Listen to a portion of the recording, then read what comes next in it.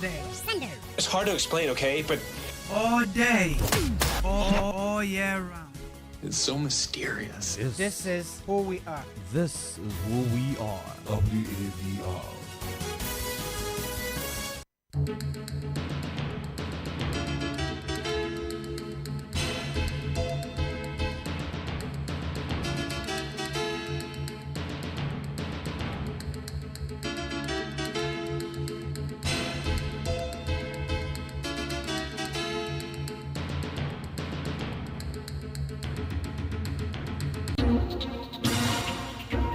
WADR,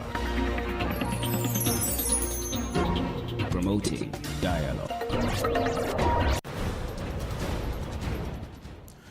It's midday in Dakar and Accra, 1 p.m. in Abuja. Good afternoon, and thank you for staying tuned to West Africa Democracy Radio, broadcasting on 94.9 FM and worldwide at wadr.org. Welcome to Newslink. Coming up in the news, U.S. imposes full travel ban on 7 countries including Mali, Niger and Burkina Faso. The AES Confederation holds first ever trade fair in Niamey to strengthen communities. Senegal inaugurates its first military manufacturing plant to boost local defense industry. This achievement is the result of a clear vision, that of a sovereign Senegal, capable of producing on its own soil the equipment essential to defending national interests. And in Ghana, the government to announce its position after receiving the Bako mediation report. Stay with us for details of these stories and more. Here is Abdullahi Hassan with Newslink. Many thanks for joining our broadcast. Let's begin with the latest decision of the United States government to impose a full travel ban on 4 West African countries. According to a statement from the White House, President Donald Trump has barred nationals from Burkina Faso, Mali, Niger, and Sierra Leone from entering the U.S. Among a total of 7 nations affected by the recent ban are South Sudan and Laos. Syrian and Palestinian passport holders have also been denied entry to the United States. Washington says the move aligns with Trump's long-standing push to tighten immigration rules and is aimed at preventing the entry of individuals deemed likely to threaten Americans. The decision comes just days after the killing of 2 U.S. troops and a civilian in Syria. Authorities in Syria had said the attacker was a member of the security forces who was facing dismissal over what they described as extremist views. Senator Irebu, convener of Geopolitics, joins us later for the guest segment. In Mali, radio commentator Yusuf Batili, also known as Rasbat, and social media influencer Rukia Doumbouya, also known as Rose Vicher, remain in prison. This was decided on Tuesday by the indictment chamber of the Court of Appeal, which ordered a retrial. In prison since 2023, the 2 personalities are accused of criminal conspiracy and undermining the state's reputation. These are alleged offenses for which they have already been tried. Sankle Janko reports. The Chamber of Indictment of the Court of Appeal ruled that it had sufficiently examined the charges of criminal conspiracy and undermining the state's credit. Charges related to racism and religious motives initially filed against Yusuf Bachili, also known as Rasbad, and influencer Rukia Doumbouya, known by her social media username Rose Vicher, were entirely dropped. A new trial addressing the same alleged offences is now expected to be held before the criminal chamber of the Court of Appeal, though the date has not yet been announced. Mohamed Ali Bachili is among the defense lawyers. From an intrinsic analysis of legal procedures, the position can be understood. A judicial decision rests both on a careful assessment of the facts and on the courage to apply the law. Enforcing the law requires what is known as the principle of loyalty from those charged with its application. Their primary allegiance must be to the law itself. This duty of loyalty lies with magistrates, who are responsible for upholding and embodying it. C'est eux qui doivent établir ce principe. It should be recalled that Rasbat publicly declared that former Prime Minister Soumeylou Bouyeba Maïga was, I quote, assassinated, end of quote. Meanwhile, Rose Vicher criticized the power outages and rising prices, calling the military transition a failure. A report filed by WADR's Bamako correspondent Aliou Chairman, voiced by Sankole Janko. Still in the Sahel, Niamey, the capital of Niger, is hosting the first edition of the AES Trade Fair. The event, being held under the theme Produce, Process and Consume Locally for Economic Sovereignty in the AES space, began on Tuesday. The fair aims to promote local products from the Alliance of Sahel States comprising Mali, Burkina Faso and Niger. Imoradet has more in the following report. The first edition of the AES Trade Fair aims to highlight the skills and expertise of Niger, Mali and Burkina Faso while promoting greater commercial cooperation across the Confederation. The event also seeks to strengthen economic connections among local producers from the three Sahelian countries. Serge Pada is the Burkinabe Minister of Industry and Trade. This is about promoting intra-AES trade, a strategic and sustainable lever for economic sovereignty, wealth and job creation, and for strengthening the resilience of our economies in the face of external shocks. The AES heads of state hope that the fair will also help cultivate a sense of economic sovereignty among producers within the confederal space, said Moussa Alassane Diallo, Mali's Minister of Industry and Trade. Held under the theme Produce, Process and Consume Locally for Economic Sovereignty in the AES space, the initiative will undoubtedly help strengthen economic and trade relations within the region. The 5-day Alliance of Sahel States Trade Fair brings together exhibitors from the three member countries, as well as participants from other nations, including Senegal, Togo, Chad, and Morocco. Imoradet with that report filed in by WADR's Niamey correspondent Murtala Zubairu. Here in Senegal, President Bassirou Diomaye Faye on Tuesday inaugurated the country's first military vehicle assembly plant. This is a result of a partnership with South Korea.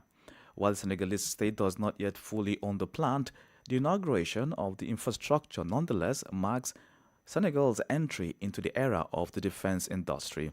Augustine Colley completes the story. The factory will be able to assemble up to 1,000 military vehicles per year.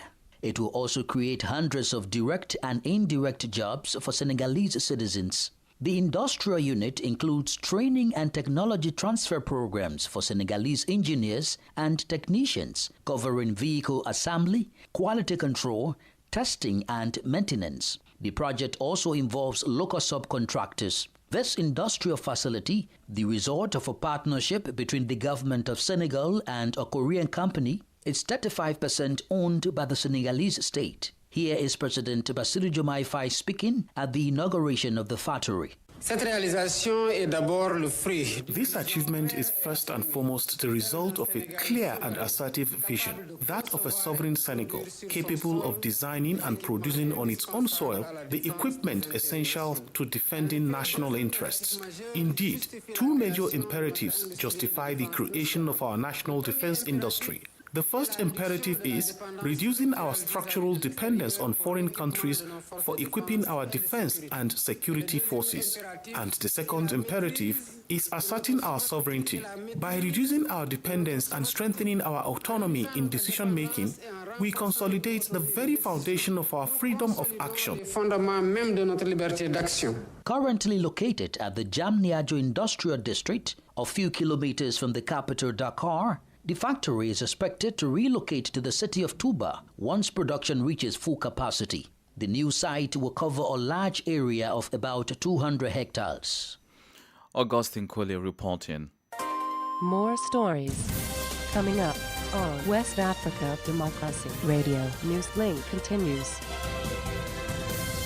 As a reminder, we stream live on wadr.org. The government of Ghana is expected to make its position known on the Baku mediation report soon after it was presented by the Asantehene Otumfo Osei-Tutu II. The Asantehene was tasked earlier this year to lead a dialogue aimed at resolving the protracted chieftaincy conflict in Baku, located in the northeastern region of the country. The Ashanti king has urged all parties involved in the conflict to adhere to the report's findings.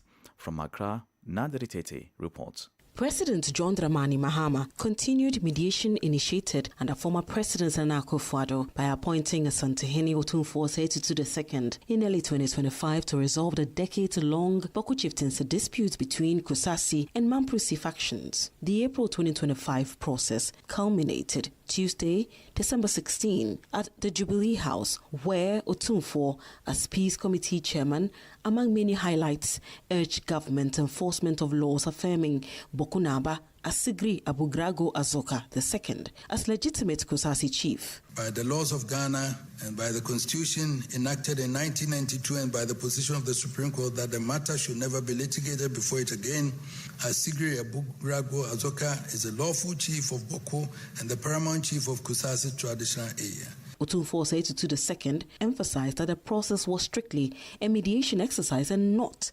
arbitration, stressing that all parties had willingly submitted themselves to the process and should therefore be bound by its outcomes.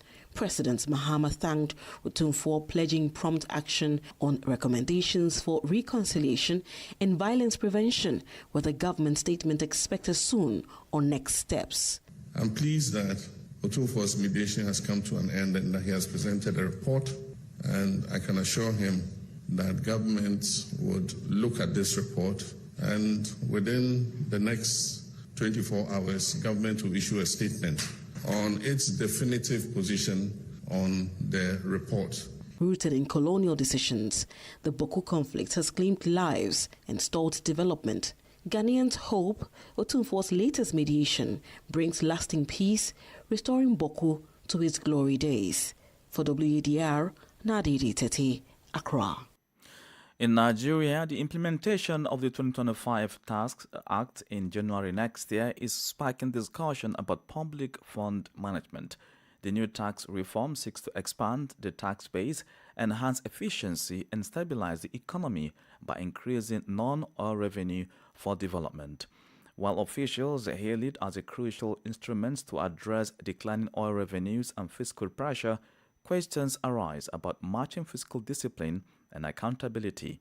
WADR's Abuja correspondent Usman Umar reports. Ahead of the implementation of the new tax regime, attention is increasingly shifting from revenue collection to its management. Fiscal experts warn that without strict enforcement of spending rules, higher revenue may not translate into real development, citing the Fiscal Responsibility Act of 2007. Speaking to journalists on the tax reform, Chairman of the Revenue Mobilization Allocation and Fiscal Commission, Dr. Muhammad Shehu, alongside the Deputy Governor of Central Bank of Nigeria, Philip Ikeazo, underscored the importance of the new tax law in stabilizing the economy. Well, you enhance fiscal efficiency in terms of efficiently collecting the taxes that are supposed to collect, not to have multiplicity of taxation where you are unable to collect those tax systems. You are going to concentrate in making the collection efficiently, and then more money will come into the system.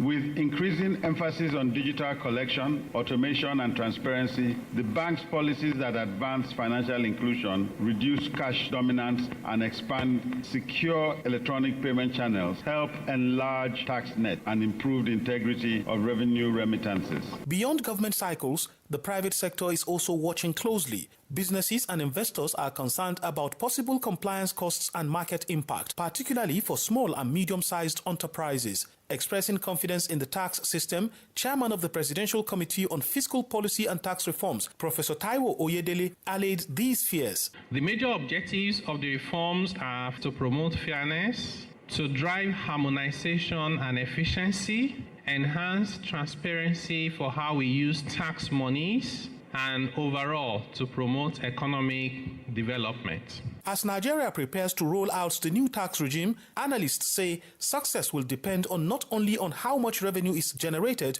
but on transparency, discipline, and accountability in how public funds are managed. For Newslink on West Africa Democracy Radio, Usman Umar reporting from Abuja. You are listening to Newslink here on West Africa Democracy Radio, broadcasting from Dakar, Senegal. We are live online at wadr.org. Here's a reminder of our top stories. U.S. imposes full travel ban on 7 countries, including Mali, Niger, and Burkina Faso. The AES Confederation holds first ever trade fair in Niamey to strengthen communities. Senegal inaugurates its first military manufacturing plant to boost local defense industry. Still in the news, Liberia launches first ever AI-supported money transfer platform. We also have the press review, guest interview, and sports news. Please stay with us. Fresh and breaking news all the time. Hear it first as the news breaks, only on West Africa Democracy Radio. Newslink continues. Many thanks for staying with us. Crossing over to the Gambia, President Adama Barrow has received a briefing from the National Human Rights Commission on its 2025 annual report. The document highlights notable improvements in the country's human rights landscape. It also outlines key achievements, including upgrades to detention cells and prisons, enhanced human rights education to support the Truth, Reconciliation and Reparations Commission (TRC) and other institutions, and efforts to strengthen the rule of law and international cooperation. From Banjul, Sandona Mendy reports. The report also highlights key concerns, including hate speech by politicians and religious leaders, the implementation of policies for persons with disabilities, female genital mutilation (FGM), and support for the government's plan to build a new central prison. President Adama Barrow praised the NHRC for submitting the report and reaffirmed the government's continued support, stressing the importance of prison rehabilitation.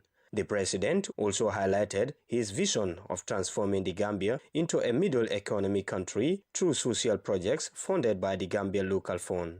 He urged the NHRC commissioners to remain tolerant and patient but firm in carrying out their human rights mandate. Emmanuel Juve, chairperson of the National Human Rights Commission, emphasized the institution's wide-ranging mandate to promote human rights and its advisory role in shaping government decisions and policies. He welcomed the government's openness to engage and called for stronger institutional backing. Here, the Gambia leader reiterated his commitment to ensuring the NHRC's independence and adequate resourcing, underscoring the government's determination to advance human rights and social cohesion in the Gambia. For Newslink on West Africa Democracy Radio, I am Sangdana Mendy, reporting from Banjul.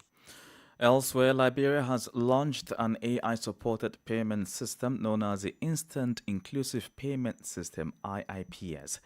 The platform aims to bridge this gap, providing access to digital financial services for all, regardless of their location or socioeconomic status.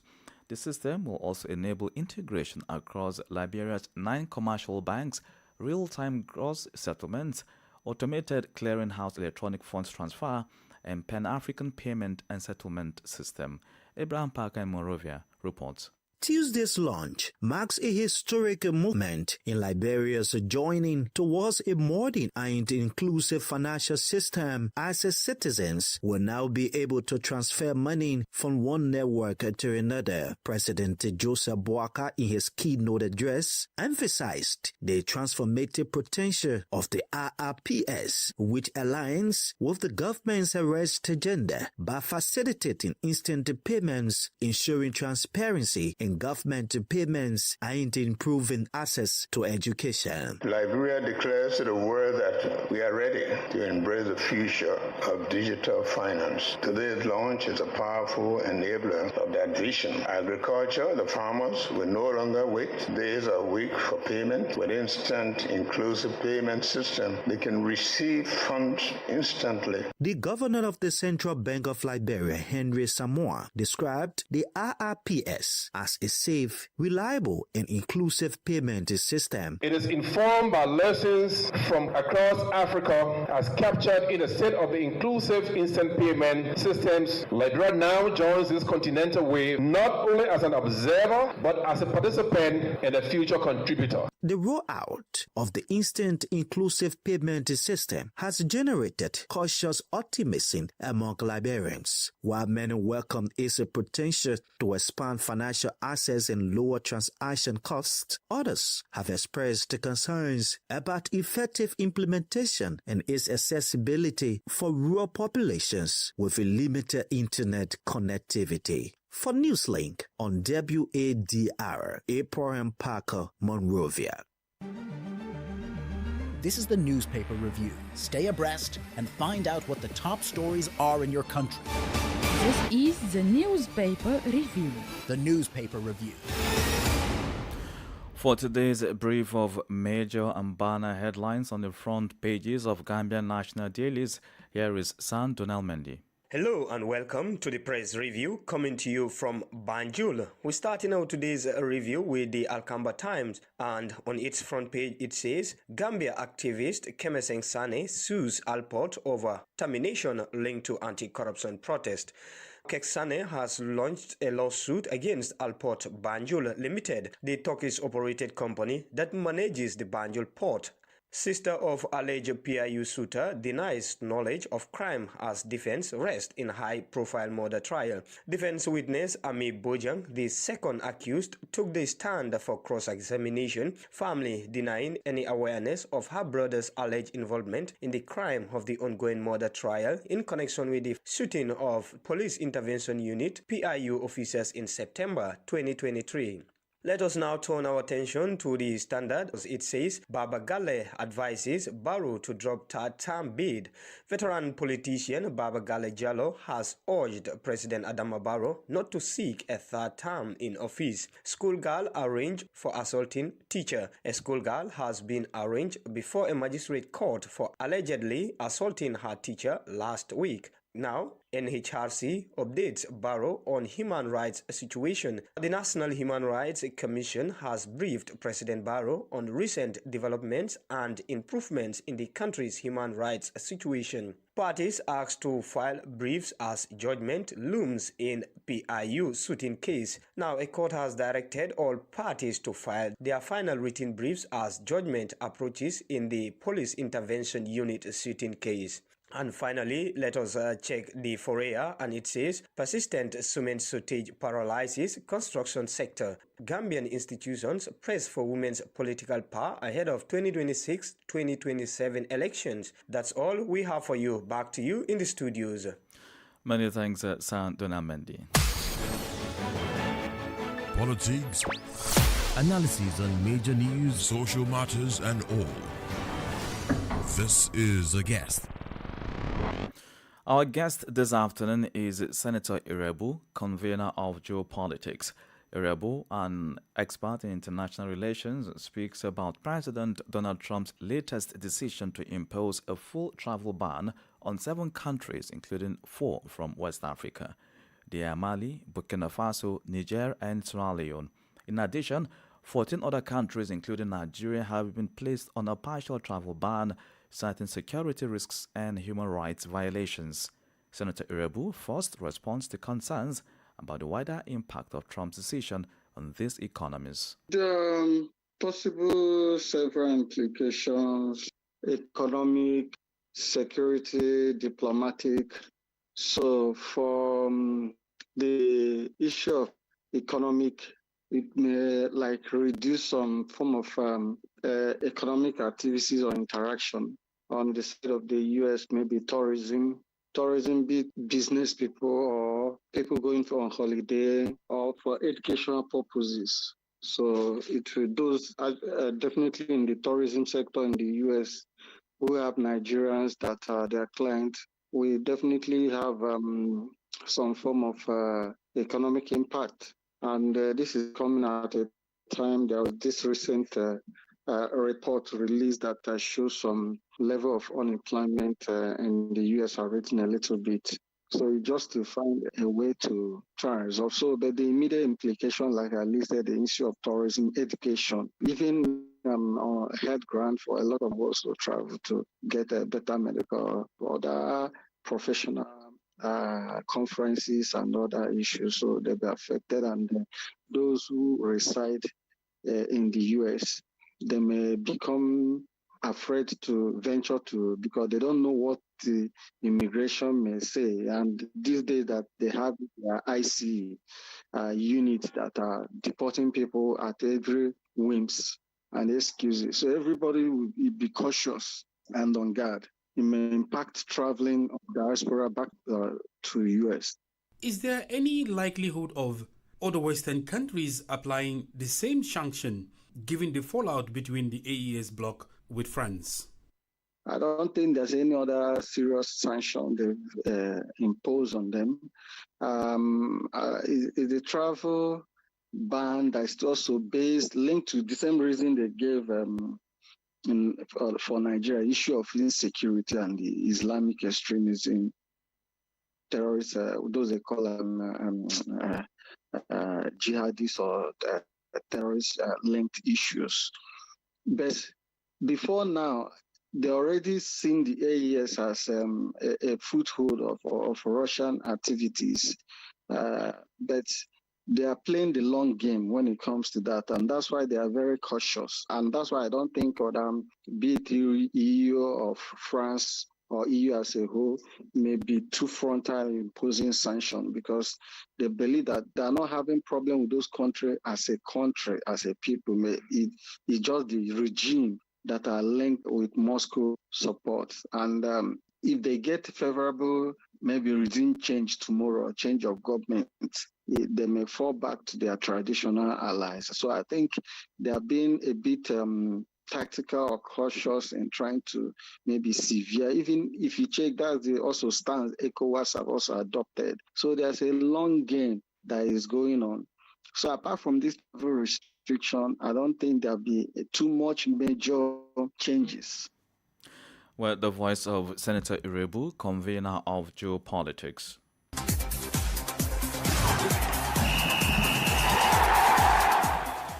Well, in sporting world, let's bring you some updates about the international friendlies taking place ahead of the AFCON opener on Sunday. And with that, I have our sports anchor, Sankle Janko. Good afternoon, Sankle. Good afternoon, Abdullah. Yes, there are a lot of preparations ahead of the grand opening ceremony in Morocco on Sunday. But before that, let's begin with a little bit sad news, of course, with rugby, because former South Africa's women captain Lusanda Dobske has died at the age of 29 after a battle with rare gastric cancer.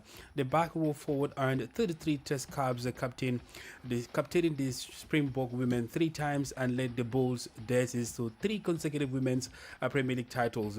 Well, South Africa rugby president Mark Alexander described her as a symbol of courage, leadership and resilience. Well, in football, with less than a week to go before the AFCON Africa Cup of Nations kickoff in Morocco, several contenders wrap up their preparations with friendly matches on Tuesday. With South Africa 8 Ghana 1-0 in Johannesburg. Sifo Mbole scoring the winner in the second half to boost Bafana's confidence. DR Congo impressed in Murcia, beating Zambia 2-0 with goals from Arthur Maswaka and Rocky Mosheri. Well, in Cairo, host Egypt closed their build-up with a 2-1 win over Nigeria. Mustafa Muhammad netting the decisive goal. I'm sure the Super Eagle fans will not be happy with that performance. Well, matches offered final insight on form of fitness, and teams are now turning their focus fully on AFCON in Morocco. Well, away from AFCON-related matters, DR Congo have fired back at Nigeria after a petition to FIFA questioning players' eligibility during the CAF World Cup playoffs. In a strong-worded statement, Congolese officials urged Nigeria to win on the pitch, not in the courtroom, insisting World Cup places should be decided by performance, not legal challenges. FIFA is now reviewing the petition as tensions rise ahead of the 2026 World Cup qualifiers. Well, to take away here first, the playoff between Egypt and Nigeria was tight, it was fierce, but still Egypt victory, of course. Put out a very good show. Knowing fully well that the AFCON is just less than a week ahead, the Springbok fans will not be happy that they are beaten by their possible finalists or possible contenders in the tournament. So but you never know. You never know. It's a game. It's a game of football. So let's see how things run. But I'm excited that the AFCON is just a few days away. Exactly. And to add to that also, we now understand that DRC is having some sort of face-off with Nigeria. Because Nigeria actually petitioned to say that some of the players, they were ineligible to play against Nigeria during the playoffs. But you see, now, the statement from DRC is not a direct denial or refusal of the claims by Nigeria. It just said instead that you should win on the pitch and not in the courtroom. No, but what does it suggest? No, what it suggests is that they know what they are doing, and if Nigeria wants to bring this on, well, they should do it differently, not through the back door, like in some of the statements said. Well, many thanks, Sam Cleo. Wait for FIFA's review of the case. And with that, we've come to the end of this edition of Newslink here on West Africa Democracy Radio, broadcasting from Dakar, Senegal. Thank you for listening, and many thanks to Ismaila Kamara And Mustafa Sek for technical support. We stream live at WADR.org. And coming up at the bottom of the hour is a rebroadcast of WADR's gender program 50/50. I'm Abdullahi Hassan. Good afternoon. And many thanks to you for listening to Newslink via Hot 104.3 FM, New Me FM 94.0, Hilltop Radio 104.7 FM, and Veritas Radio 102.9 in Banjul, the Gambia. We also appreciate our listeners in Liberia via Alternative Youth Radio 98.9 FM, Lofa County, Radio Kagama 94.5 FM, Nibe County, DCN Radio 91.3 FM, Riverside County, Wakat FM Radio, Banga, Liberia, Radio Baf FM 91.3 Sierra Leone in Nigeria, and Love 104.5 FM Abuja. For you listening via Radio Pad 95.1 Damango, Savannah region, and on